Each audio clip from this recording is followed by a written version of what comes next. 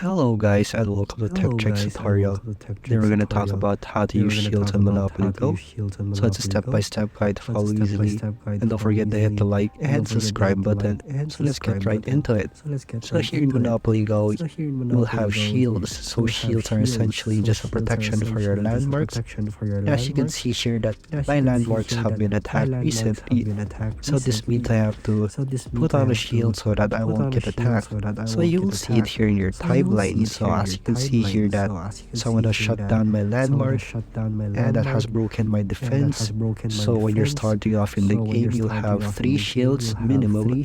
So when you start, you will have 3 shields.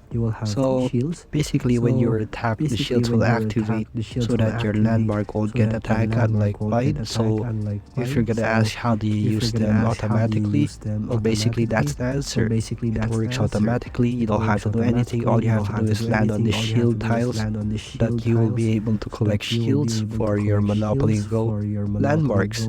So basically that's it. And that's how you use the shields and Monopoly Go. And thank you for watching this video. See you again next time.